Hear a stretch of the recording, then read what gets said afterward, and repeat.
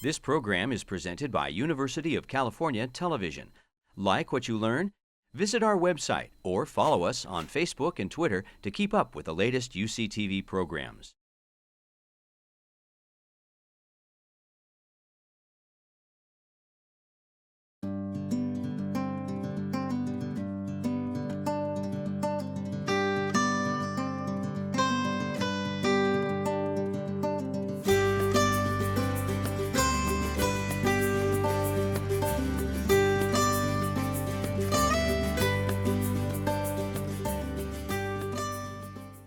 Thank you for joining us for the second panel, part of the Future Thought Leaders program that's put on by the foundation, a local foundation, the Very Good Food Foundation, and today we're going to be talking about meaty issues.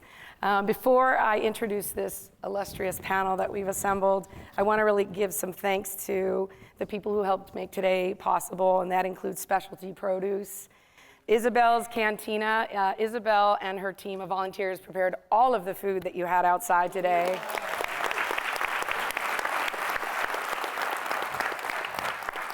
That includes Dr. Bronner's for the swag. I'm always happy when there's swag. Okay. Taj Farms for some of the cheeses and meats that we have. Julian Hard Cider. And Powwow. They are the ones who set up this beautiful stage here.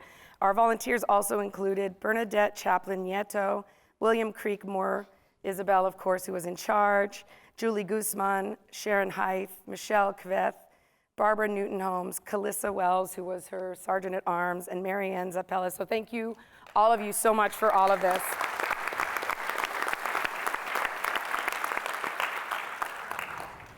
We're here to talk about meaty issues, meat as friend or foe, and we're going to look at that from a number of perspectives, from an environmental perspective, a human health perspective, animal welfare perspective, and finally we're going to add a twist of technology and see if it has any of the answers to these questions we all have. Let me introduce my panel from right to left. On my far right is Dr. Richard Oppenlander. He is the founder and president of Inspire Awareness Now. I see you have some fans in the room. He's the author of Food Choice and Sustainability and Comfortably Unaware. And I think as many of you know, he was featured in the documentary Cowspiracy. Next is Kari Hammerschlag, Kari Hammerschlag, who's the Deputy Director of Friends of the Earth. She's the author of The Meat Eater's Guide to Climate Change and Health. And she's a contributing author to Food Tank and Civil Eats, among others.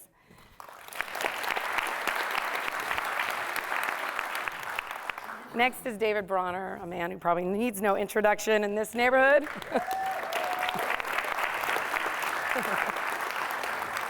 He is the Cosmic Engagement Officer of Dr. Bronner's Magic Soaps. He's an activist. He's a regenitarian. Did I get that right? I did.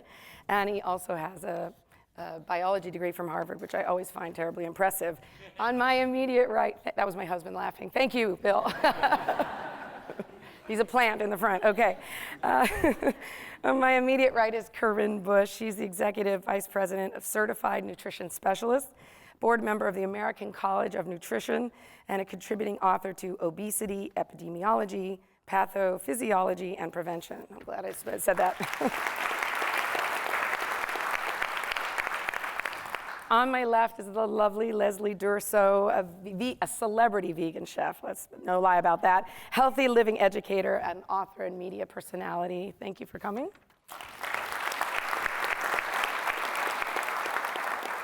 Next is Dr. Uma Valetti. He is a cardiologist by training, but he's also the co-founder and CEO of Memphis Meats, and you'll hear what they do a little bit later, and also was an early board member of New Harvest.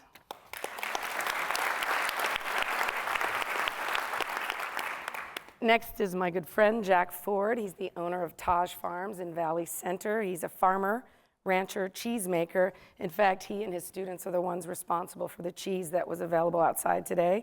Food activist, and he's our main instructor with the Very Good Food Academy.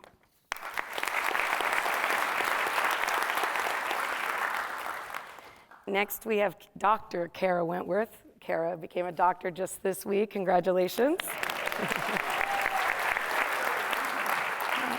She's here at UCSD, focused on the politics of food and inequality in the United States. She's an anthropologist, documenting small slaughterhouses, researcher, urban soil testing, and agriculture. So thank you.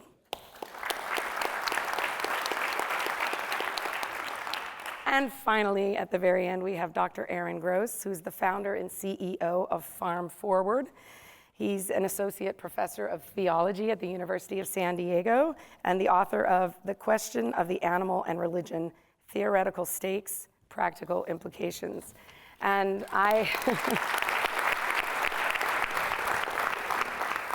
and my name is Michelle Iraq. I'm the founder of the Very Good Food Foundation.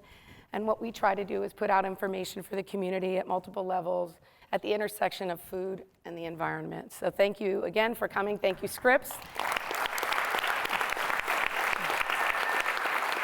I've just learned that we are the very last nonprofit who will have access to this lovely forum that isn't a production or a musical, so we might have to put on some musical or some theater here if we want to come back again. So thank you to our venue. And now let's get into the meaty issues. Oh, we'll be taking questions today via Twitter. Hopefully you're all on the Wi-Fi. Hashtag is up there. Yes, meaty issues. We'll be following them here, and we'll take your questions. I won't necessarily take them immediately. We'll weave them into the conversation as it happens. And what we're going to do is probably take this conversation in 4 sections.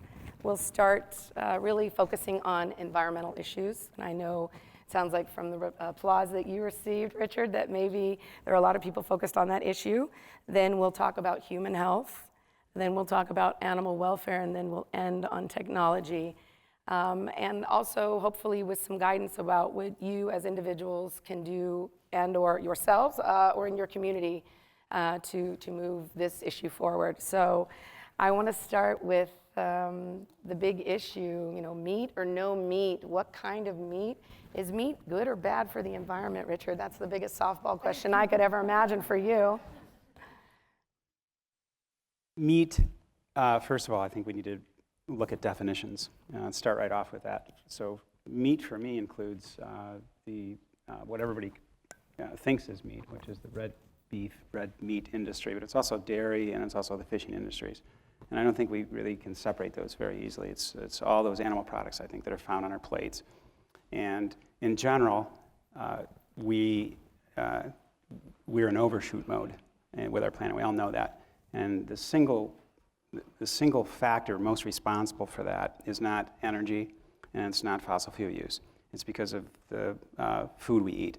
And principally and specifically, the largest ecological footprint we have is from our desire or demand to eat animal products from the meat, dairy, and fishing industries. And although other industries contribute to that, they have the largest impact.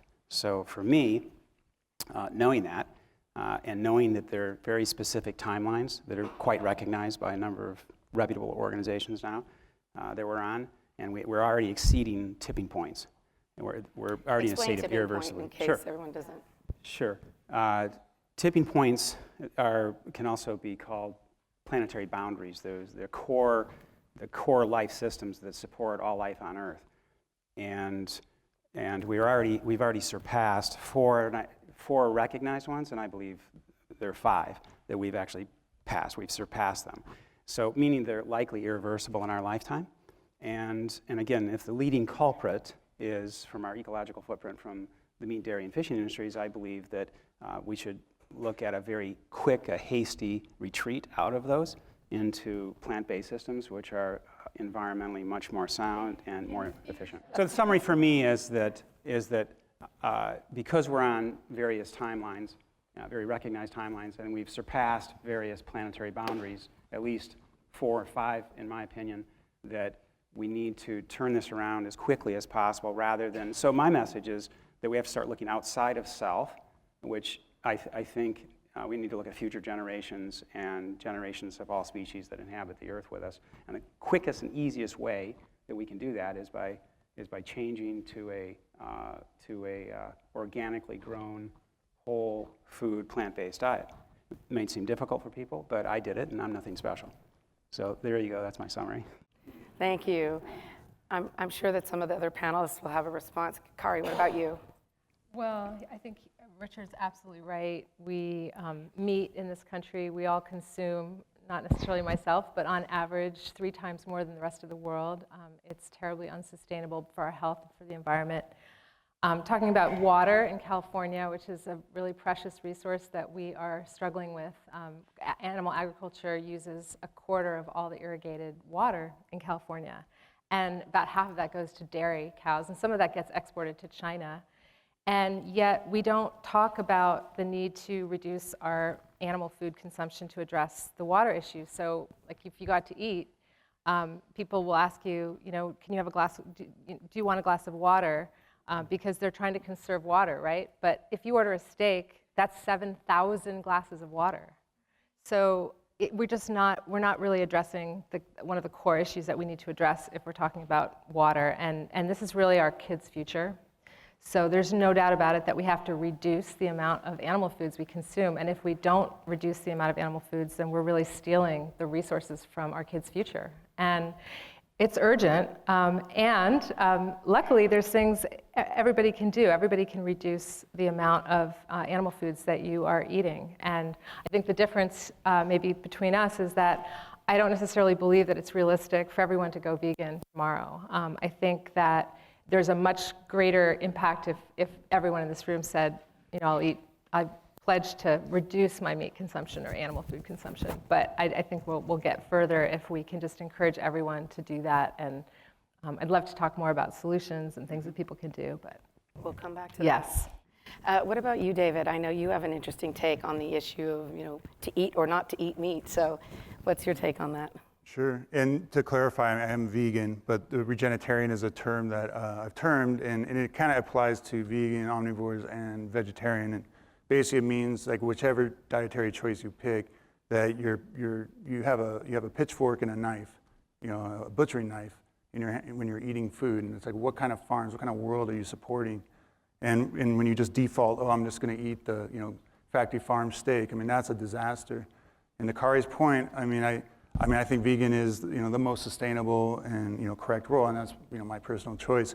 But I also very much respect the permaculture model of agriculture, where animals are integrated in a way that's sustainable. The meat and the milk is almost a co-product of them, providing insect control and weeding and fertilization. And it's not, they're not competing with primary grain crops. Like the water footprint, the carbon footprint really comes when we're force feeding monoculture grain to animals in cages. And if we need to let the animals out of their cages, they need to be integrated into mixed organic farms. People need to eat at a much lower level, and the type of meat and milk and dairies and eggs is crucial. Is it from a grass-fed operation or grain-fed? Grass-fed is much more sustainable. It's like the vegan utopia is it's all rewilded with wild herbivores and predators. But if it's a grass-fed cow being grazed in a way that duplicates that kind of wild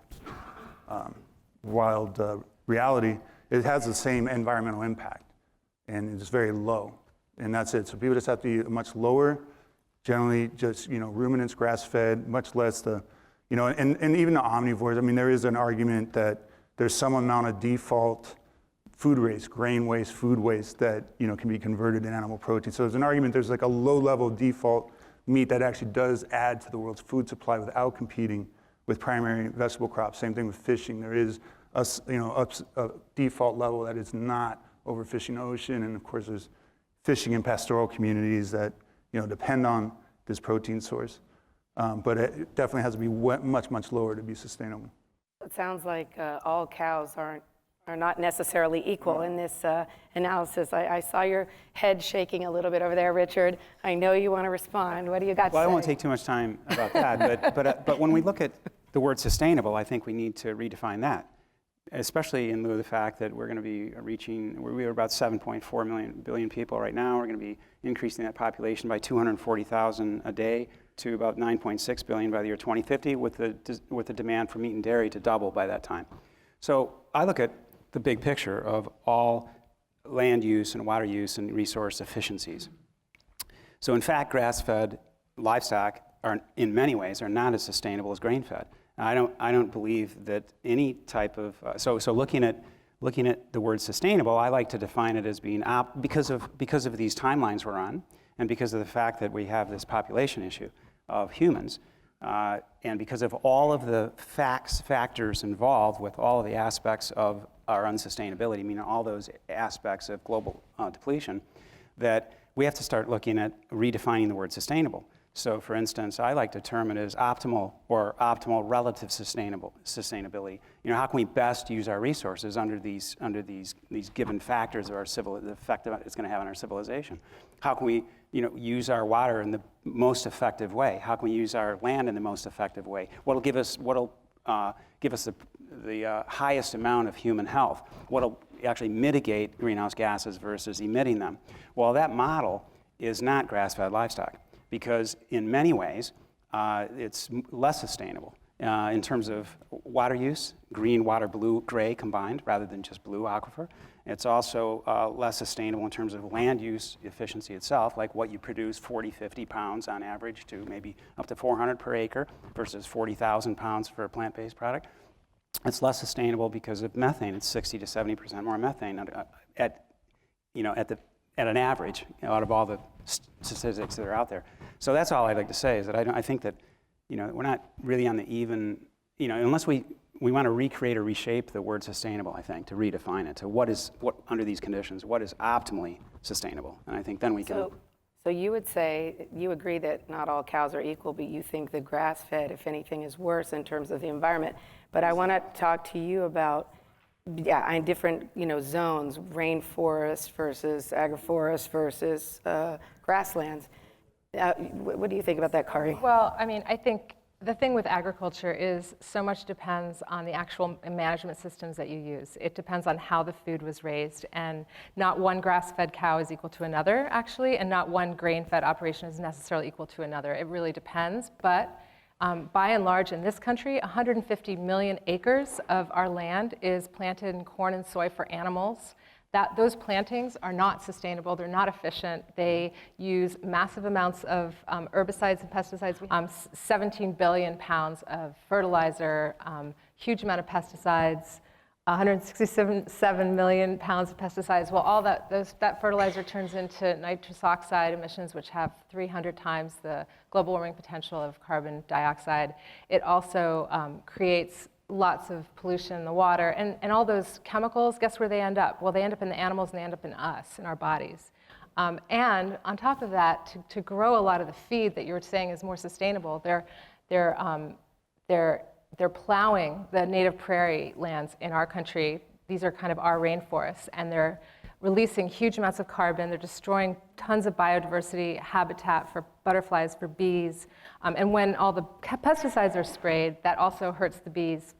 You've heard about the huge decline in bees and butterflies as well, because they're using GMO What should seeds. happen on those grasslands? Okay, so on the 150 million acres that we're using right now, to regenerate that land, to make it more sustainable, we can put animals on there, growing them with the crops, the integrated crop management, integrated crop livestock systems, which are far more sustainable in my mind. I don't think the other piece about the sustainability. Is there additional water? Green water. It's only green water, or is it blue water? So you the guys thing understand about these terms? So here's the thing about green water is rainwater. Blue water is irrigation water. So Sorry. here's the big difference between growing corn in the Midwest, which is, our water, the Ogallala Aquifer, is running dry in some places. It's going to be gone, some of it in 30 years.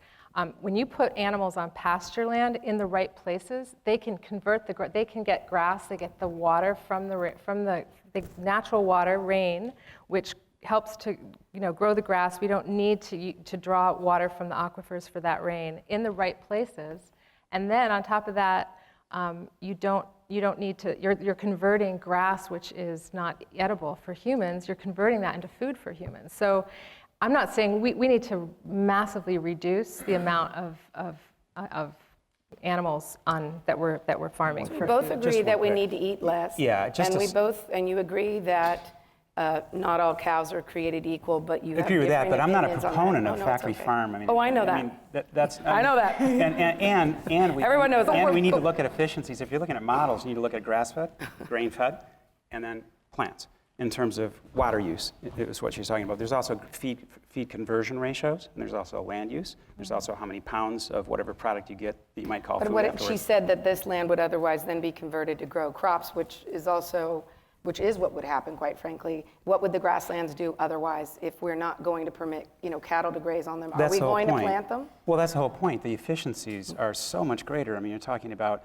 how much land you'd actually have to use for plant-based foods is a fraction of what you'd use for, in fact, it could be up to between 20 and 100 times less for plant-based foods versus grain-fed or grass-fed. So you would advocate planting on, sorry, go ahead. No, You want you to talk probably about the restore carbon it. sequestration? Restore I it. think, I think that, first of all, grain-fed versus grass-fed is like, there's no comparison. Okay, look, the cowspiracy numbers, it's all about the acre feet of water on the feed, right? A cow running around on grass, drinking water from the, on the land, that's, in the vegan utopia, it'd be wild herbivores doing the same thing.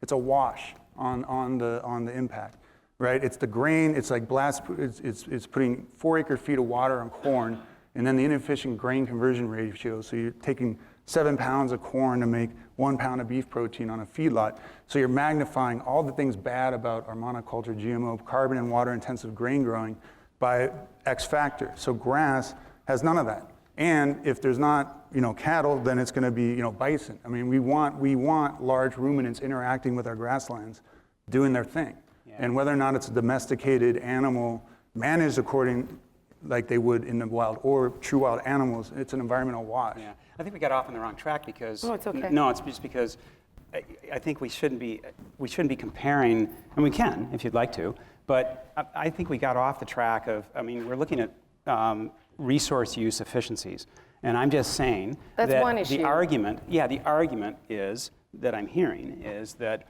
grass-fed beef, especially, is more sustainable than grain-fed in certain environments areas. on grasslands. And I'd like to bypass that and just say that if you're comparing all across the board, all resource use efficiencies, including producing anthropogenic greenhouse gases versus mitigating them, and then you'd have to say that in no way is grass-fed livestock more sustainable than plants for because human as you use. said that there's a higher emission rate. Well, it's across the board. It's mitigating greenhouse gases versus producing them. It's but what about mitigation? Ratio. Because what about the soil regeneration and therefore I think you're increased absolutely carbon sequestration? Yeah. What about that well, issue? first look at efficiencies. One of them, because first look at efficiencies. Well, I think what Michelle wants to get at is that, that like the grasslands have the richest topsoil in the world, right? And how did that rich topsoil, evolve?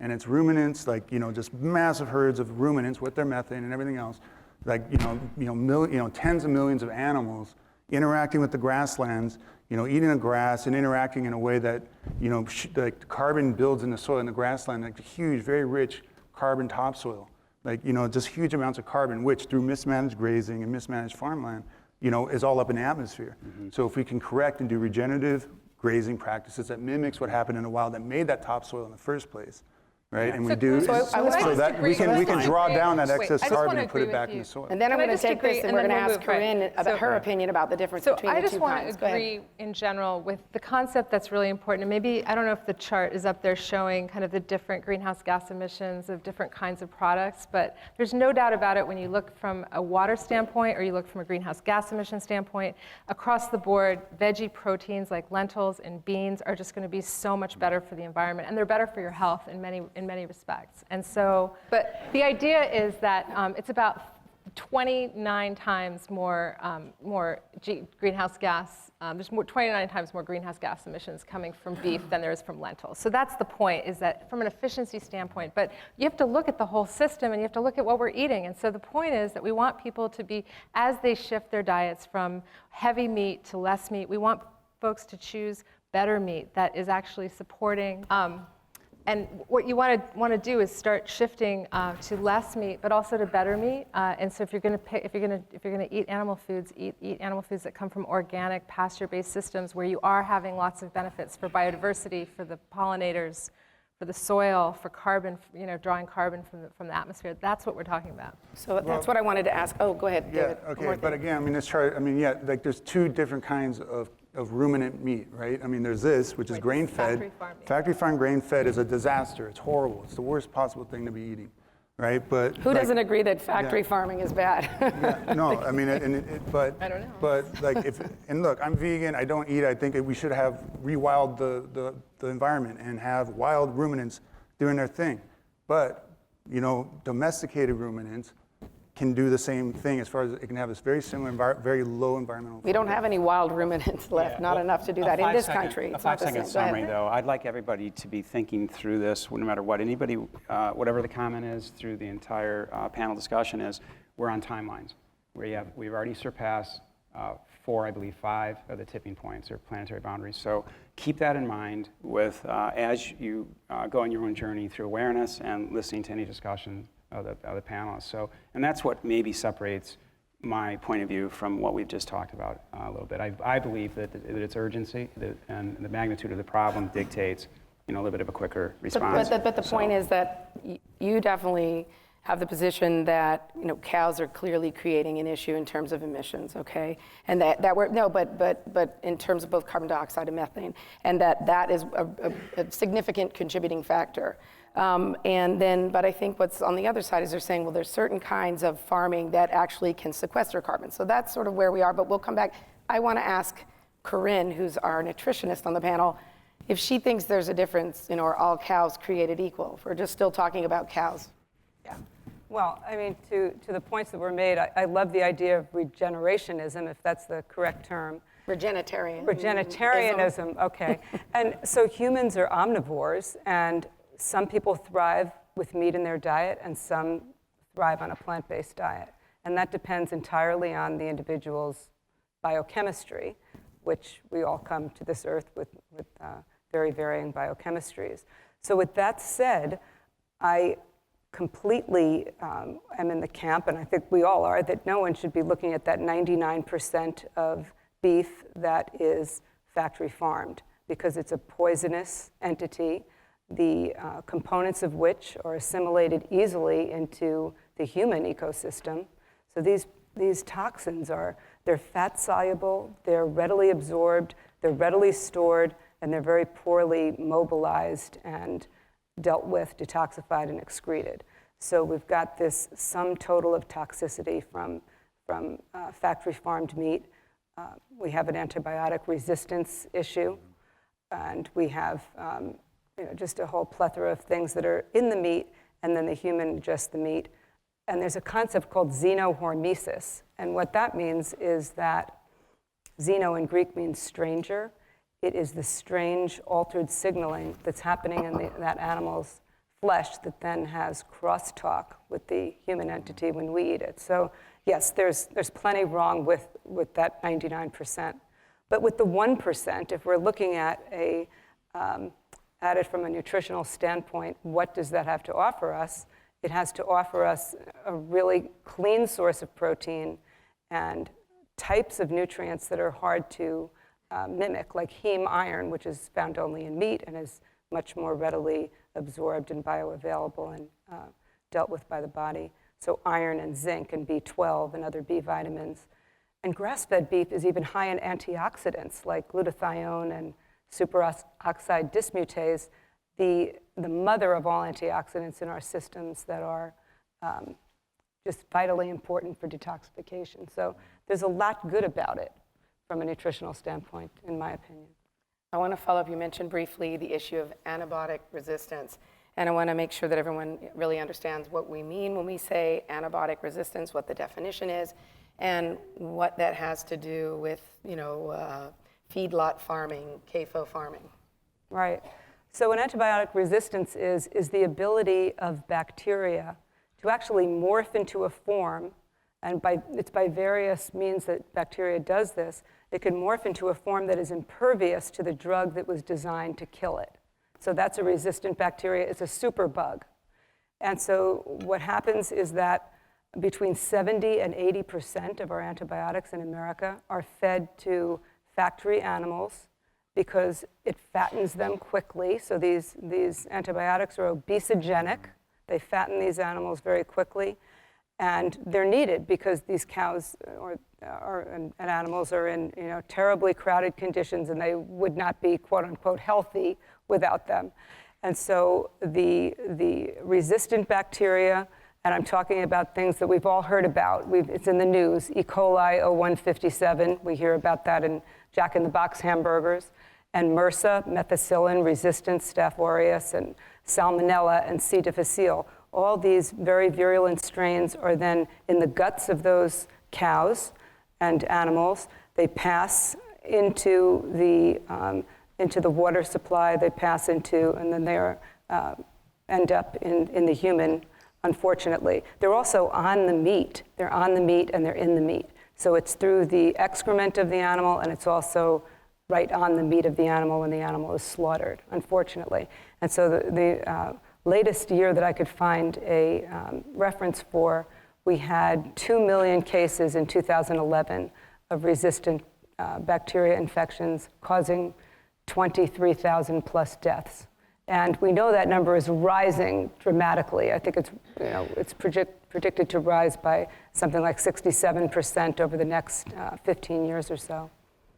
So basically, we have slum-like conditions in which the animals live, and then we sort of regularly feed them antibiotics, which creates this perfect, environment for creating whatever bug or bacteria will result that, is resistant to that.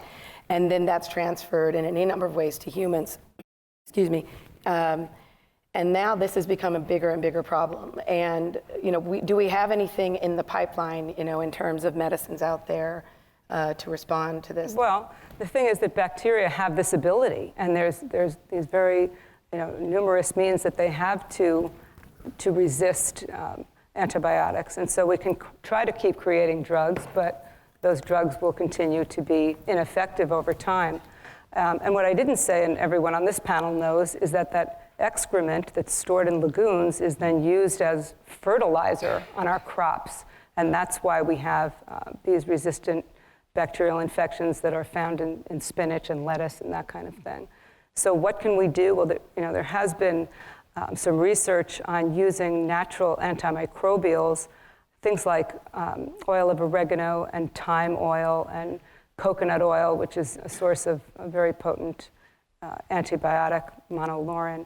So there have been some studies using those to reduce the amount of antibiotics needed in animal feed. But it's not really an answer because we're still in that same model, right? So it's not that we want to replace it now with a natural product. They need it because of the way they live. Right, so we want to take a close look at the things that we were talking about earlier, I think. Anybody else on antibiotic resistance? Anybody hungry for a drive-through burger right now? That's what I was thinking. Sure, yeah, go ahead. Al, you can ask a question. Well, I want to tie in. I'd like to ask her a question that might tie in. I'm sure, I would believe everybody here would be interested in this. It would tie in the discussion, thank you, about the differences in, what we're seeing in terms of the benefits, the health benefits of grass-fed livestock.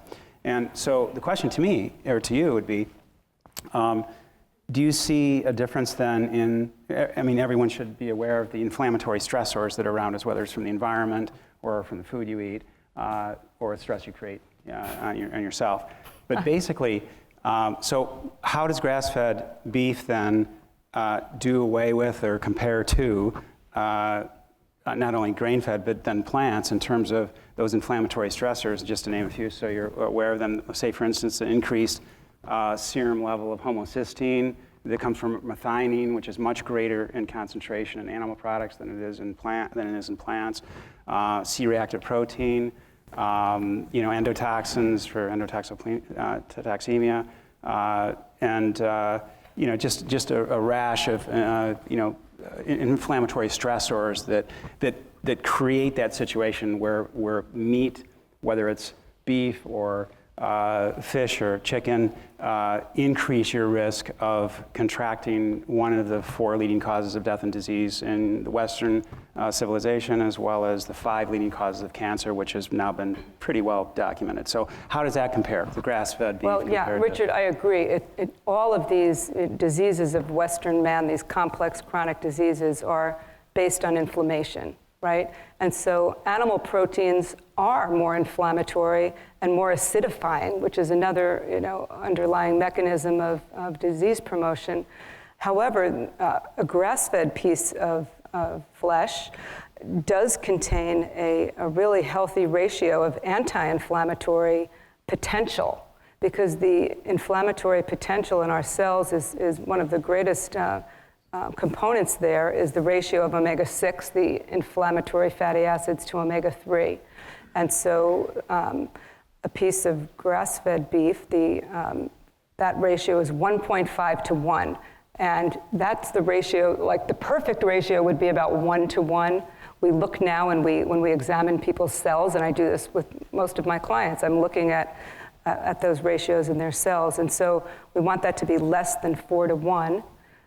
Grass-fed beef is 1.5 to 1, whereas grain-fed beef is about 7.5 to 1. And the average American is about 20 to 1 in highly inflammatory potential versus those anti-inflammatory. So Richard, I agree with you, but I think it's a function of the amount of that we're eating that we can balance with other components. Yeah, and I think that's always the answer. I mean, it's just like on the vegans, like, oh, you're eating too much soy, and oh, it's terrible because of the blah, blah, blah, endocrine disrupting, feminizing, blah, blah, blah. And it's just like, look, you don't have to eat that much soy as a vegan, and as an omnivore, you don't have to eat that much meat.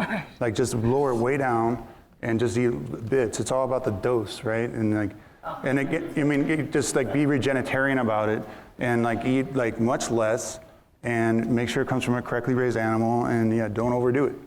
Leslie, I know you wanted to say something. Well, I was just going to say on the omega-3 versus omega-6, there are an insane amount of vegetables and seeds out there that you can also get these same omega-3s with balanced with the 6s. I'll just name a few if you want to take notes. Flax seeds, chia seeds, hemp seeds, mustard oil, seaweed, beans, winter squash, leafy greens, cabbage family, berries, wild rice, herbs and spices, mangoes. I will go on forever. Hope you take shorthand. Yeah. The point is that there's nothing that an animal can give us that a vegetable can't. Yeah, but Leslie. Oh, okay. Yeah. So, you know what? That's a nomenclature issue that I really do have a problem with, because the fact is that those plants and only animal foods have the actual omega-3 fats. The plants have the precursor fat, alpha-linolenic acid, right? And so, yes, there's plenty of ALA in those foods that were just mentioned, but the human does not convert very much ALA to EPA and DHA. It's only about 5% of those precursors that are converted. Whereas in a ruminant stomach, that ruminant takes the ALA from the grass and makes really beautiful levels of EPA and DHA. We need the DHA for our brains and our mood and so many other things, and the EPA anti-inflammatory. Well, as we discussed earlier, I'm donating my blood to I know, you we're going to do that. We're going to look at it. I know. There will be, follow us on our blog later interested in for the answer to that. this question. And if you're a university student, I think you just got 1 credit hour for the first half of the panel. And some science. Yeah, please. Antibiotics, because it's kind of doom and gloom here, right? I mean, this is serious stuff, and it's kind of overwhelming and pretty depressing. And so I just want to offer some hope around the antibiotics issue, which is just in the last 2 years, and I won't take, Friends of the Earth won't take certainly all the credit, but just in the last 2 years, I've been with Friends of the Earth for 2 years, we've been doing a lot of campaigning around antibiotics with a number of other groups, and we've been able to get a lot of restaurants to make commitments to shift their policies away from supporting routine use of antibiotics in animals to basically telling their suppliers, it's not okay, our customers don't want this, this is a public health crisis, and we need to do something about it. So just in the last 2 years, we've seen companies like McDonald's, Subway, Papa John's. We just did a campaign, a very short-lived campaign, but we may be coming back. In-N-Out Burger, a fairly local joint, has announced a couple months ago that they were going to switch and stop using meat that was raised with routine antibiotics. So we're making progress because we've been stalled for 40 years in Washington because the meat industry has a tremendous amount of power, and they're not protecting our public health, obviously, in Washington, right? And so we have to do it in the marketplace. And all of you, what I want to say is, so what I want to say is that all of you actually have a role to play, because you go and wherever you eat, whatever restaurants you eat at, if you do eat at fast food restaurants, go onto their websites, go onto their Facebook pages, let them know, make phone calls, let them know that you don't want meat raised with routine antibiotics. And it's okay to treat animals when they're sick. We support that, but it's not okay to feed them daily doses of antibiotics. And they are listening. And the more you step up, we need Jack in the Box, we're in San Diego. We need lots more fast food restaurants to step up, because they really are they're the big buyers of the meat that a lot of folks are consuming. So we spent a fair amount of time talking about one type of cow versus another, and also really discussing the intricacies of a meat-based diet. But I know Leslie here is chomping at the bit to talk a little bit more about a plant-based diet. So tell us a little bit about your understanding in terms of your capacity to get all of your nutrients in a plant-based diet. Sure. Vegetables is my life. That's what I do. That's what I talk about. That's our hashtag. That's not my hashtag. It should be. It should be, right? It's a good one. So I'm Leslie, again, a vegan chef. I made the choice at 8 years old to stop eating meat. For me, it was a lifestyle and moral decision. I personally don't see the difference between a dog, a cat, a cow, a pig, a chicken, et cetera, et cetera, et cetera.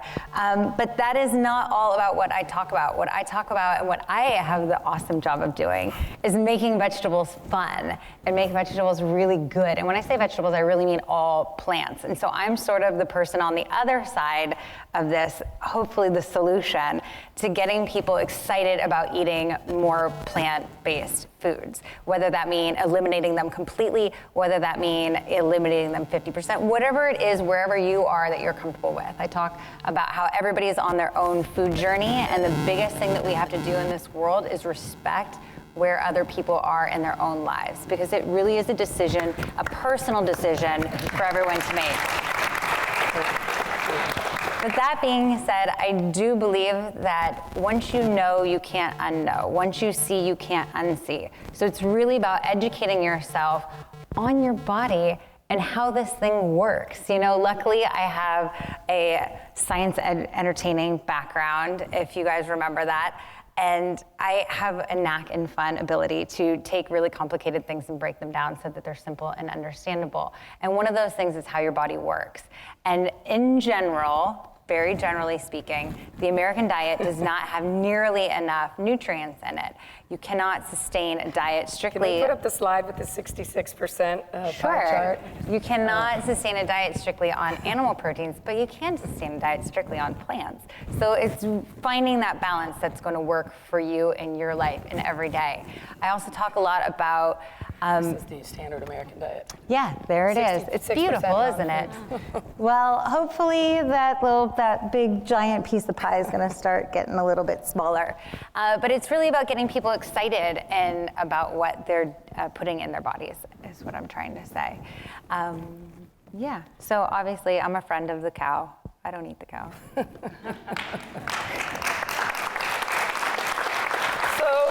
On that note, we're going to transfer to our next subject, which is animal welfare, and talk to some other friends of the cow. Let's see. How about you, Erin? Why don't you tell us a little bit about the work that you do in terms of your work vis-a-vis CAFOs, CAFOs, CAFO, CAFO? Yeah, I like it both. So yeah, here's our wonderful image. I'm actually going to focus on the image on the left here, our poultry industry. We've talked a lot about beef, but in terms of animal suffering, there's just nothing that compares to what's going on in the poultry industry anywhere else. I'm assuming that it's not necessarily useful to go through the gruesome details here, but what I'll share is a story, and I think stories are really important here. I think one of the things we really need to do is tell a different story about food. But the story I want to begin with is I worked with Jonathan Safran Foer in his book, Eating Animals. And during the period it was being written, of course, nobody knew anything about it except the title. I would tell people, I'm working on this book, Eating Animals. What was really telling to me is whether or not the person knew me at all, they assumed by the title that it was going to be a critique, that it was going to be talking about problems. But there's nothing in saying eating animals that should inherently imply that, unless we know that things are really messed up. I think we do know that things are really messed up. So I'm not going to go into the details about how things are messed up, but I am going to talk about one way we can get out of it, which is through kind of consumer action and ultimately consumer action that leads to institutional decision making that's different. That where we can make a big difference. It's not in our own lives, but the institutions we're a part of. And with poultry, there's a tremendous variation.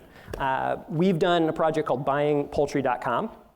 And what it does is take every poultry product out there and ranks them into 7 categories of welfare. And we include plant-based products in this. And you can go on there, actually look at the products you're consuming and get a sense where they rank and see the different price points in your area ultimately for doing this and start to figure out what you want to do for yourself. But after you do that, that's like the simple part. Rank them how? Pardon? Rank them how? Yeah, well here we're focusing on welfare. Okay. Yeah, so buyingpoultry.com is going to help you understand the welfare, and there's other things to think about there. But understanding, are you comfortable if the animal is treated well itself, but its parents are horribly abused? Big problem in the poultry industry. We've got a lot of higher welfare poultry where the actual chicken or laying hen is treated fairly well, but its parents and grandparents and the whole system that produces it is, antibiotic. So, for example, when I buy antibiotic-free chicken in the store, that antibiotic-free chicken comes from a system which requires antibiotics. Because even though it's not being given to that bird I'm eating, it's being given to its parents and grandparents and great-grandparents and all up the line. You have to transition to what we call heritage type systems or innovations on the tradition of heritage farming to get there. Well, there's always hybrid, but hybridization is in some ways the problem. That is not simply crossing 2 animals. That's fine, that's been done forever. But the system we have now is we're talking about 20 different lines, 15 to 20 different lines being crossed like a cocktail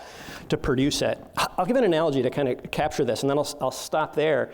But this is so crucial. So the way I've been thinking about it is the traditional way we bred turkey was more like beer. And the current hybridized turkeys are more like cocktails. Here's what I mean. If I order a beer and I drink it, it's going to taste the same as the beer in the keg. Like parent, like child. But there's no like Manhattan in the back room, right? The Manhattan has to be mixed up, and then I get the drink, right? And that's what poultry farming is like today, except if anyone knows where cocktails began, this is the part of the analogy I love. Cocktails began during Prohibition because the quality of the alcohol was so bad, you had to mix it up to make it taste decent. And that's a great analogy to what we've done. We've got the hybridized birds that we're talking about in the big industry that are producing the 99% of birds. The ones that are breeding, they don't have to look good or survive or do anything except be able to transmit their genes. And the conditions there are really awful. So yeah, here's the graphic that tells the story. This is what we need to change. We need to change it for welfare. We need to change it for a lot of other reasons. And when you go through that personal decision, then connect with an institution and help an institution make that transition. Jack, it sounds like the audience is screaming to hear from you.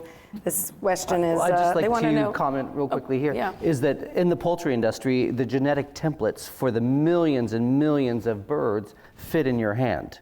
And that's why, as a commodity, often the prices go up and down, is one little imbalance in their environment kills them completely off, and the antibiotic resistance. They live in such conditions where there's no natural redundancy in their environment with constant inflammation, needing intervention from antibiotics just to stay alive, and then it's packed up in some polypropylene packaging and delivered to your grocery store, and you buy it without any connection to it. And we have to do a much better job, it doesn't matter if you're a vegan, vegetarian, or omnivore, to be more connected culturally as a country where our food comes from. You need to get as close to the source as you can. So Buying something that is coming from a sub-equatorial country where you don't know what condition the person raising that strawberry or chicken or anything is not okay. And in order to start to make these changes and eat less, the waste of all food in this country is grotesque. So the question was, how do you as the farmer balance competing concerns for animal welfare, the environment, and sustainability? So you've actually started to answer that. This farm actually, I think. No, I mean, this is one project right here. We don't live in a climate with a lot of rainfall. We don't have indigenous herbaceous plant life here. So these sheep actually live in a citrus grove that's watered, and they eat the grasses that are there. That's our answer to grass-fed lamb here. And that's part of the biodynamics of a 300-acre crop farm. But tell me, I've heard you talk before about you as a rancher, your take on how ranchers feel about the animals that they help grow and ultimately harvest. Tell me your take on do you care about the welfare of your animals? Yeah, no, we definitely care. I mean, I don't know any small farmer that doesn't care about the welfare, and that also not an environmentalist as well. In order to raise your animals in a pasture-based, and without intervention from antibiotics, and to give them a quality of life, you have to give them that space, you have to give them that health in order to do so. We care about all animals, and we don't humanize them in that aspect. They grow to the maximum of their creation, and they're harvested, as I sometimes candidly say, I send them to new homes. Do you think there's a difference then in the way that you raise your animals, or the people you teach on how to raise animals, and what we understand happens at the CAFO factory farms that we've seen there's not even of? any comparison. Our template is that everything deserves a quality of life and a quality of death. So we don't send them to a slaughterhouse. We wouldn't work so hard to give something a great life, raise it without any intervention, then throw it in a box and drive it down the road and shove it through something that smells like a public swimming pool, and then bring it out the other side and say, look, this is a fantastic product. I want you to eat this. They are harvested right there on the farm. Let's hear from Kara a little bit about about her understanding and knowledge of slaughterhouses, because you mentioned slaughterhouses. Even as someone who raises their animals in the best way that you oppose the slaughterhouse. What's your experience with slaughterhouses? So I've spent the last 6 years or so spending time in small slaughterhouses. So the scale of these operations is, it's usually me and 1 or 2 or 3 butchers on the kill floor. And they're slaughtering sometimes just for local farmers, sometimes some of it's been sold in advance, sometimes there's a state inspector or a USDA inspector there. So it's really a range of different kinds of animals, a range of different kinds of meat. And I've seen all kinds of things happening. I think that part of the perspective that I bring is to say, whatever we're trying to do to improve our food systems, we always have to widen our scope. So redefining sustainability is a part of it. Adding, when we're talking about animal welfare, to make sure that we're not just talking about animal welfare, but we're talking about human welfare, and we're talking about the people who are working in the slaughterhouses, the people who are raising the animals, the people who are doing all parts of this work.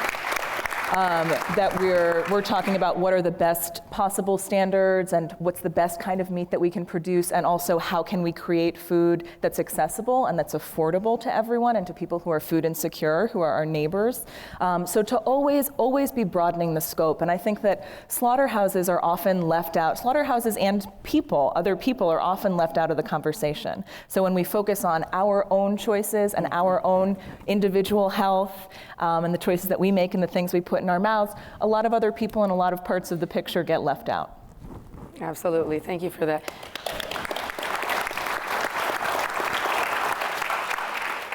Jack is our lone farmer rancher representative here on the panel. You are a bit outnumbered.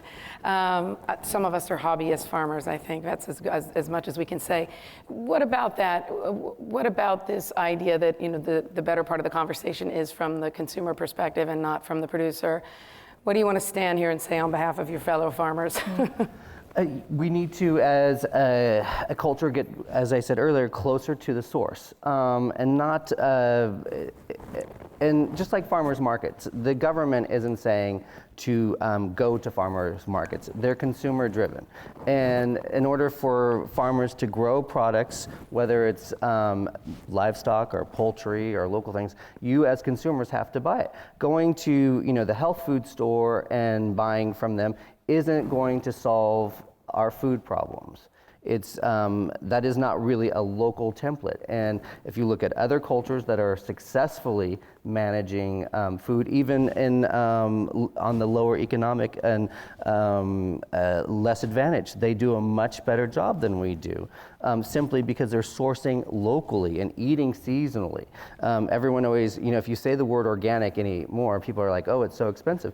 But if you're eating within the season, you know that makes a difference. You're not, if you have to have blueberries all year round and they're coming from South America, you're going to be paying more because they've traveled 6,000 miles. It's, if you need your blueberries, you save them, preserve them somehow, or strawberries or anything. That's part of what we should do as a community. And food is community. And, to build those stronger communities and to solve a lot of these problems, and reduce our carbon footprint and have a bigger stewardship for the earth and all living things. We need to start there, and we need to stop wasting so much. And I think us as omnivores are always getting a bad rap. There's so many situational ethics in food where you go in there and you're buying something that is in all of this packaging. It may be a vegan product, but those factory foods are bad for the planet, period. And they're not good for you. As nutritionists, the processed food, lots of vegetarian foods now that they have options, the fiber is removed. Anytime food stays in, the longer it stays in your body, whether it's organic or not, causes inflammation. And if the fiber has been removed, you're not processing it correctly. Stop eating processed foods. That's a huge problem. And the disadvantaged and food deserts in many of our cities, that's a big problem, is only processed foods. You raise a good point, which is that we have been focusing, obviously this is a panel at Meat, and the target is on meat today, and we've been talking a lot about emissions and sort of the health aspects, but we can raise issues with respect to a number of vegetable or plant products as well. I mean, look, I am vegan as well, many of us up here are. Look at what we're doing in terms of, I love quinoa and almonds, okay? These are two crops that are really maybe not so sustainable. And look what's happened in the community where quinoa is grown and raised. The people who grow it, it's part of their heritage. They can no longer afford to eat it because people like me and the rest of us who are choosing that as our protein source. Consequences. We're affecting their lives, and is that impact on their life any less significant? And I think that's very important for us to consider. I think you wanted to add something too, Aaron. Well, I think it's really important to pay attention to this complexity at certain moments, but it also is important to remember we've got some big macro trends, which is we can talk about animal products as more resource intensive and leaving a bigger footprint. But the real thing I wanted to kind of suggest is a lot of these nuances can't really be worked out in an individual's life. It's too complex, and that's why I want to kind of emphasize, we shouldn't always focus on the complexity. But at the institutional level, at your university, at your church, at your synagogue, you can have a conversation that takes a couple years. And you can make a decision that takes 5 years to implement, but that can change the world. And you can be radical without having to suffer all the consequences, because if an institution can reach out to somebody like Jack and say, Jack, how many years would it take you if I wanted to get this amount, and what would you need to do that? And you could have a conversation with this guy about how to do that, and it would take longer, but you can build chains that produce the kind of things that we feel good about. And that process also will change the way people look at food, because as you start to interact with the farmers, as you realize the real cost of getting what you want, what I think consumers think is that animal welfare can be pretty inexpensive. And it's not. People tell you that it is, our marketers. It's going to cost more. And we really have to kind of recognize there's no reason animal life was supposed to be cheap. This is a luxury item. It's a prestige item. It's something that's always had a lot of status. And it's okay if it's expensive. So when people start to look at it and they say, well, I want my chicken to run free. I want its parents to run free. Well, that's $12 a pound. It's shocking, but only shocking because of the current moment. Historically, that would be like, oh yeah, that's expensive. That's what it costs. It's a big deal to kill an animal. That's not an everyday event. And with institutions, almost everything is possible. And it's not using as a, we're not using the whole chicken. We're buying chicken breasts, or we're buying the parts that we like. I think one of the few things that we do import to China is chicken feet. They're processed and sent to China because that's part of a staple of breakfast for them. But those make great soups. And again, the feet or the beak wasn't any less valuable to the chicken. Right. Just like on a beef, its tail or neck bones or shoulder isn't any less valuable to that beef than its tri-tip or prime cuts were. And we need to respect that and understand that. And that's very wasteful when we only want to eat. Finding ways to use whole animals, for example. Exactly. Not only do we eat 3 times more meat than we should, the better average in the world is twice a week. We Americans have it at least once a day, and I think probably more. But we also throw out more food, waste more food than anywhere else in the world. And quite frankly, that's also a travesty. It mattered to that cow or chicken or pig, but I know you wanted to say something. Yeah, I do, because you were talking about institutions, and I just think it's really important for us to understand and recognize that that we are functioning, a lot of times the choices that you have or the choices that people make, what you can afford, is very much driven by the policies in Washington, right? The policies that are in place that are supporting the factory farms and that are not supporting the farmers like you. Mm-hmm. We have 1% of the acreage in this country in organic right now, and that's partly because all of the subsidies are going to chemical-intensive agriculture, not to regenerative agriculture. And so if we're going to change this, and then, in terms of institutions, a lot of the institutions are, what they're serving, if they're public institutions, are driven by the dietary guidelines, which, this year, for the first time ever, we had the opportunity to get less meat as a main recommendation in the dietary guidelines. And a lot of us worked really hard and advocated to get that recommendation in there.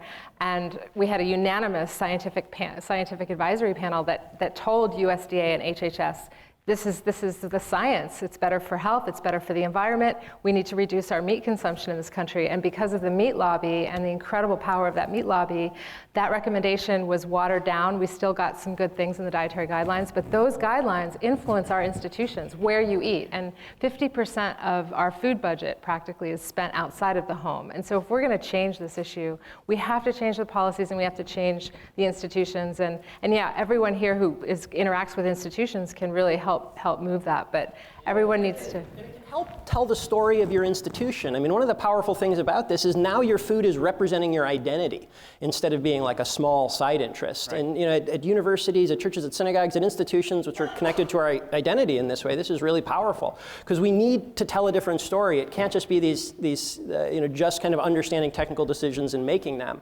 We have to want to have a way of connecting. We have to want to have a kind of understanding of who we are in the world. Do we want to live off eating animals? This is a serious ethical question, and I think it's okay to recognize there's so much taboo around talking about vegetarianism and veganism and this stuff. There's nervousness around it. But there's just different stories people are telling about who they are and different kind of values. And we can tell those different stories and be in an argument and a discussion, but we definitely need a different story. We can't keep thinking of food as this inexpensive thing we kind of get in the background, that it's not important to who we are. This just has to change.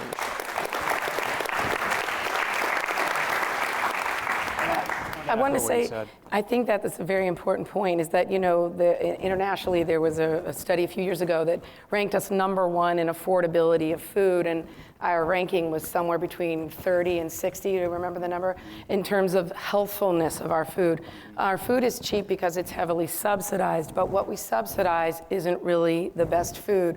We subsidize that big 66% of the pie chart, which is processed food, and we subsidize, food that somebody's making a lot of money off of, not the one that's good for you, that's grown by farmers like Jack, that really is the food we should be subsidizing. So that's a big problem, and that's a policy issue, and we should all use our voice to talk about that to the people in our communities, the leaders of our communities, of our country, to make sure that they're mindful of that distortion in our system. So I'm sorry, go ahead. So quickly, no, that's good. I just wanted to basically echo what we just heard here for everyone in the audience, because what I've seen, I've been speaking about food choice change for 40 years now. I don't want to give away my age, but it was when I was in graduate school. And I haven't seen so much potential for positive change in the world, internationally, wherever I speak, than I have in the last 12 to 24 months. So I do want to say the doors have been open, and a lot of this is because of the word sustainable. I mean, I'm speaking very much at a number of institutions. We don't want to leave out any institution that any of you can influence, because we're talking about academic institutions, businesses, NGOs. You're talking about policymakers, and basically you have a voice and they need to hear it. So I just wanted to echo this because I'm seeing it out in the trenches, basically, and so they need your voice. You need to be heard. And in order in the next 5 years, the U.S. Dietary Guidelines is placed every 5 years. You better believe that the 21 to 23 people on the advisory committee would want to hear your voice after they've given the recommendations, because it'll come up again and we'll see some great changes if everybody gets on board and moves that critical mass to the right place. Yeah, I have to just say one thing. So 5 years ago, the dietary guideline recommendations came out. I think there were 1,800 comments. And this year, the dietary guidelines came out. There were 30,000 comments. 22,000 of them, Mostly because of the recommendations by the advisory Right, well, they committee came out, and then there were several organizations, Friends of the Earth, My Plate, My Planet, Food Democracy Now! Several organizations went out to their bases, a lot of the animal welfare groups, to support the recommendations. And we got 22,000, and that blew up. Like USDA and HHS were like, whoa, this is like, nobody ever pays attention. And what we need, 5 years from now, we need 2.2 million people to weigh in on this and let our government know that it's time for a change. Yeah, And it'll David change. wants to say something. Sorry. I just also wanted to observe that I think that the movements are on fire. The vegan movement's on fire. Also, the regenerative permaculture movement's on fire. And I think they're both answers to our sustainability problem. And I think the contribution each movement can make to each other, they like to go at it, right? I mean, it's, and that's the thing. And I think it's like, look, we have a much bigger machine that's eating us for lunch. And I think the contribution of the vegan movement to our permaculture regenerative friends is to be disciplined about it. Your burger looks the same when it's a degenerate burger versus, the correct burger. And you got to say no, and vice versa, the permaculture regenerative is saying, dude, stop buying, processed soy from conventional, farms. I mean, it's just destroying the earth. I mean, these neonicotinoid, insecticides that coat every seed. I mean, it's just ecosystem-wide catastrophe. Yeah. So, I mean, so we just need to really respect each other, the DIY, get closer to the farm, closer to the earth, and then be disciplined about it. Eat less, make sure it's correct, if you're going to choose that. And then I think these movements combining, and you have such a, coming together and just, and we support everybody.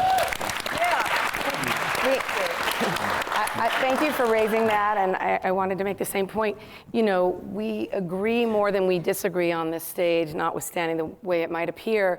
The truth is that when we're divided, then really it's the agribusiness industry who wins, and so far they've been winning. Now we are gaining traction, but we'll be much stronger together, as with any movement. And whether I choose or you choose personally to be vegan or I am not going to mandate or dictate that choice on anyone else.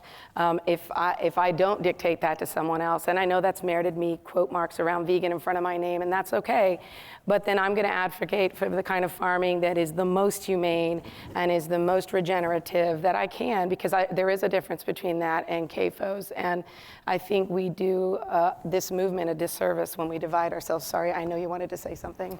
Well, that's perfect. And what I wanted to say is when we think about broadening this conversation, which keeps getting broader and broader to Kara's point and to Jack's and to Aaron's, I think as a nutritionist, so a clinical nutritionist that works within nutrition organizations, we can't not align with this whole community, because something's missing if we try to heal human health with nutrition and transform health while not recognizing the vast impacts of the environmental movement. So I look forward to really joining hands with the environmental community and the nutrition profession, because that's the only way that we really will make an impact on this world.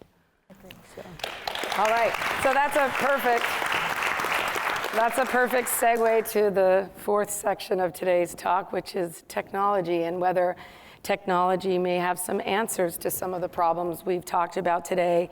I think historically many of us may not think in a very positive light about technology and its application to food, but maybe we have someone with us here who has a different idea about that. What do you have to say, Uma? Well, thanks, Michelle. First of all, let me say that I can pretty safely say I'm probably the only one on stage here who had to deal with resuscitating of people with cardiac arrest on the table and bringing them back to life and letting them walk out of the hospital. And I've seen the direct impact as a cardiologist, opening up these patients' vessels, the impact diet has on our diet.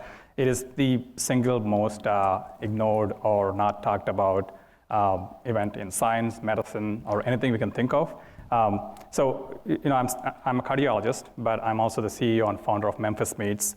So because you're all sitting, I'm going to tell you won't fall off your chairs. What we're doing is we're growing pork, beef, and chicken directly from the animal cells. So it's the same delicious meat that we grew up eating and loving, but it does not involve the process of growing a full animal and slaughtering an animal to get the meat and then throw away the things you don't need, like the skin, bones, and the hair. So, at a very simple level, we are excited that we can provide the world with the meat that we all love, because we live in a meat-loving culture. So 90% of the people in the world, no matter what culture, country, region, love to eat meat. And having said that, we shouldn't be in a position where we have to choose between what we love to eat and all the problems we've been hearing with the people on the panel. And we feel like there's a technological solution that could let us have the same delicious meat, but it's safer and better for all of us, but also the planet and the animals. And it's a concept that hasn't really been explored in the past. So it might sound different to any one of you hearing it.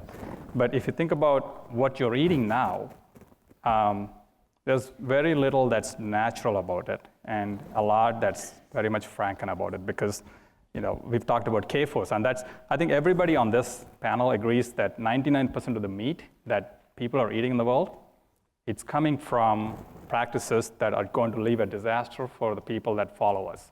And when we think about, this is not about any of us up here, right? It's about the planet we're going to leave behind for our children. And if there is an opportunity to innovate and provide healthier food, whether it's meat, plant-based innovations, or a better way of eating the traditional meat, why are we saying no to it? Why are we sitting still and not doing anything about it? So Aaron says you could make a tremendous impact, almost like an explosion, just by an action that completely takes out the multinationals out of it. You start working with your churches, you start working with your synagogues, and just have them develop a policy that they'll only have food that's delicious, healthy, and sustainable.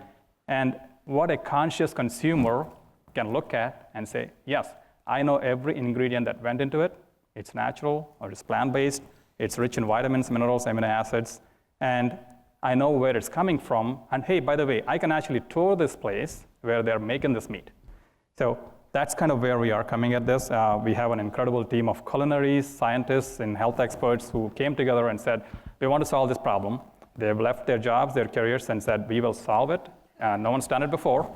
And there's a lot of academics that are, talking about this for 10, 15 years. But someone had to go out there and say, we will do this. And we're happy to be here. Glad we are at this panel. Happy to take questions. I know your product isn't yet at market, and right now it's particularly expensive. Yes. But actually, you know what? That leads to a question that isn't exactly a tech question, but I think it really deserves to be asked and answered. It says, the classism in the panel is shocking. The people that can't afford grass-fed, free-range animals are being blamed for everything. Is that fair? Is that accurate? And does anyone have a response to that? Yeah, you get that response every time you talk about these issues. And, I think it ultimately comes from a place of maybe discomfort with, the very kind of core facts. The vegan diet is the diet of the poor. This is what people eat when they don't have resources. So this is not true that what we're saying here has that component. Now, what I totally want to affirm is we live in a racist, classist society, and that's reflected in the power structures, and you can see that here. That's that's definitely true. But the notion that advocating for reduction in animal product consumption, that advocating for vegetarianism or veganism is a white classist thing, is just factually wrong. Historically, internationally, it's just something that I find. You're talking about grass-fed beef. Yeah, this is the grass-fed beef is right right here specifically. What if the subsidies went to this kind of beef instead of the other? But go ahead. Yeah. Okay, you want to have a dozen eggs, right? I mean, you can have, here, you can have $2 a dozen eggs. Here's your chicken in your backyard. There's 12 of them in a cage, right? Oh, I can't spend $2 more and they're running around. It's like, no, I mean, like, that just doesn't cost, I mean, our food is artificially cheap. It's a disaster. Like, we should be paying more. Like, no one would do that. Hey, I'm going to grow chicken. I'm going to have chickens in my backyard. Well, it'll be really efficient if I stack them up in little cages and put them in there and just, don't let them move. And then it'll be $2. Look, people have enough money to do the right thing for the animals. Yeah, but no, I think the point is valid. Hold on a second. Look, we are talking about the fact that better quality meat is expensive and better quality food is more expensive. And yes, maybe our food is the cheapest, but there's a lot wrong in our current economic system. We can all agree. The question is still valid, which is the subsidies go to the wrong food, right? They don't go to make the good food affordable. But go ahead. Though, what it takes to raise one single beef animal. And if you look at, we're talking about its parents, about the breeding stock, and that animal is a year when she's bred. It's an 11-month gestation, and then it's another 18 months in order till you can harvest that animal. What is the math on that lifespan just to get that one single animal started off the ground? It's a huge investment. It should be expensive. It shouldn't be artificially cheap. You shouldn't be disconnected from the farmer and the cost of it. Corn in this country is political. And when you if you want to raise it in feedlots and through crop feeds, and which are, as we've all discussed, are environmentally disastrous, but government subsidized, which gives you cheaper beef, that's one thing. Eat less beef. I eat less meat than probably most people in this room.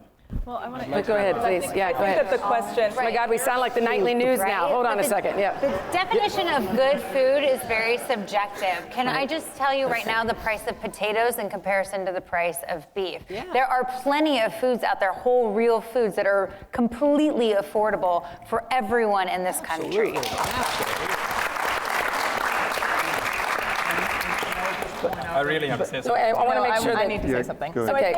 I think that the original question about classism on our panel and the conversation we're having here goes back to the comment that I made earlier. And I think that it's a very valid comment.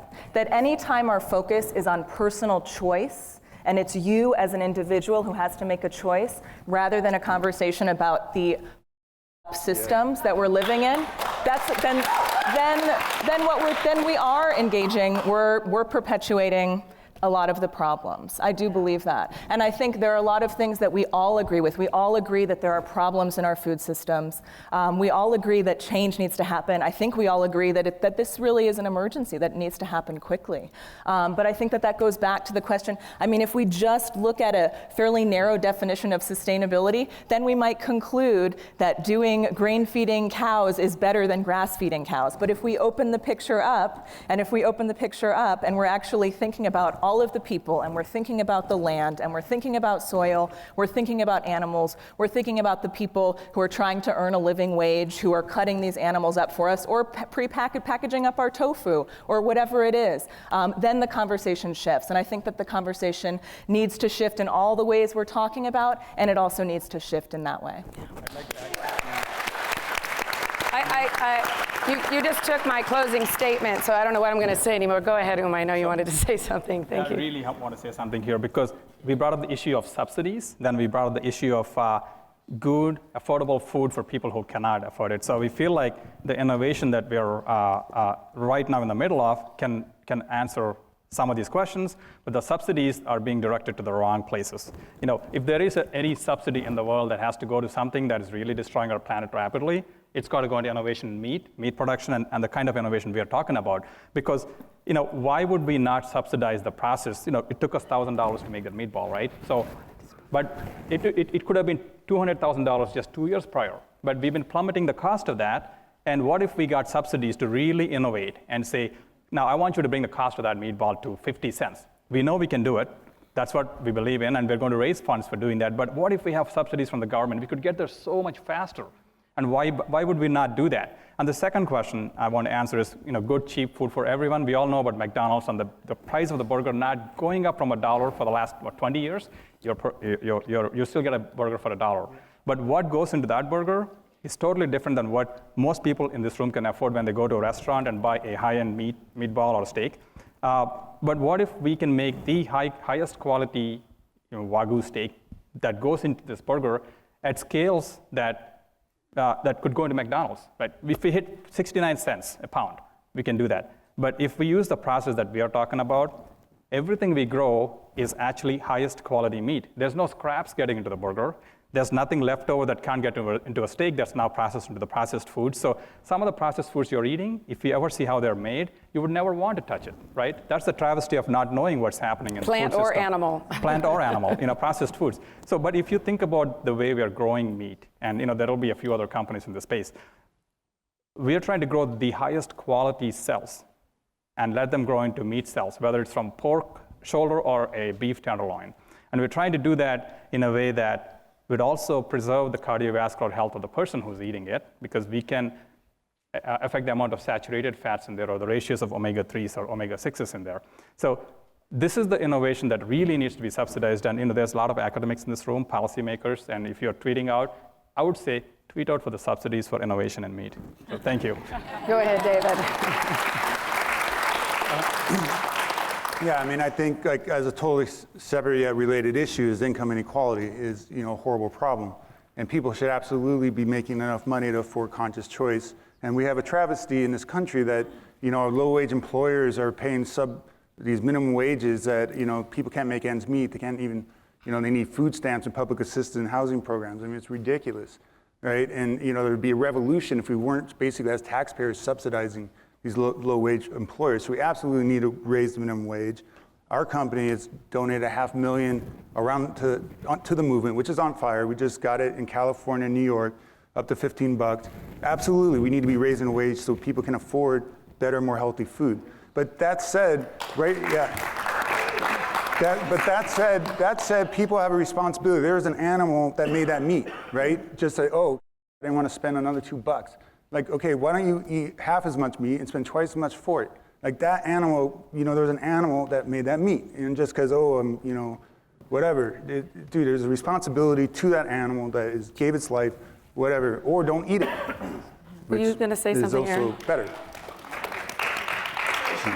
So, I think David, said it so well. The issue, we're talking about the issue of classism around food and affordability. This has to do with other issues, like the living wage. A number of years ago, I did work in India on these issues. And when we prepared to go there, so this was Animal Protection Group going to India, and what everybody was worried about was doing animal protection work in India, where there's a lot of human welfare problems, if you will, could rub people wrong.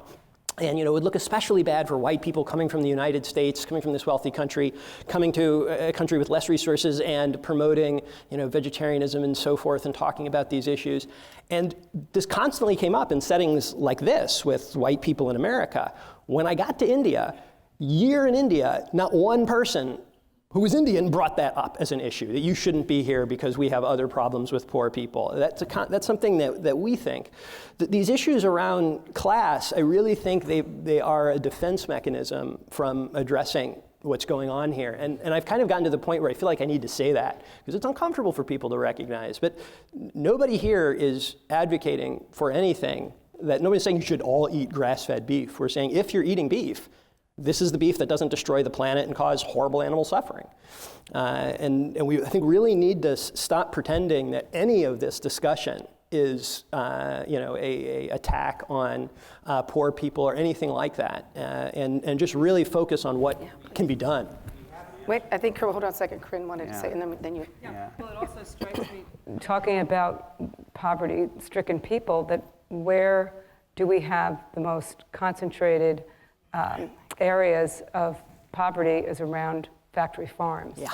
And the devastation that happens to these folks in terms of respiratory illnesses and brain dysfunction and cognitive impairment, mood issues, and of course, resistant infections. So we have to take a long view, and I like the point that that you made before about potatoes. So it's education, right? People don't have to buy factory meat, and if they can't afford meat, they could buy just a tiny bit and fill in with vegetables, or look at other food choices. I'm so glad that you raised that point. I mean, that the people who grow the majority of the food, plant food as well, they're not even seeing that food. They live in communities where they are subjected to toxins that are really problematic in every way imaginable, and the food is being exported out to other communities, and they have fast food and other options available to them, and that's a huge problem. And I know Richard's chomping at the bit over here. Go ahead. Well, I'd like to bring it back around to the question of economics, and certainly there's some social injustice occurring in the food systems internationally, but let's bring it back around a little bit to the specific economics of it. We're working with a few World Hunger projects right now in sub-Saharan Africa, and we see it there, but especially if you're talking about the United States, there's a relative economic issue, and it can be solved. And we keep bringing meat back into the picture here, and I understand that, but in terms of relativity, the economics can be solved with just echoing what Aaron said and what Leslie said, which is the least expensive food that you can purchase right now. There's a big argument in terms of whether it's organic or not, but still the least expensive food that's the healthiest for the environment and healthiest for you to consume and healthiest for future generations without borrowing on their natural resources is a plant-based diet. And if you need some information about that, we'd be happy to provide that for you. But so I would just like to have everybody understand that there's a relative economic value right now. And as we're working on subsidies and working on all these other issues, I think that everybody needs to be at least aware of the fact that the highest percentage you can have in your diet with whole plant-based foods it would be the best for your pocketbook as well. Look, I think, yeah, please.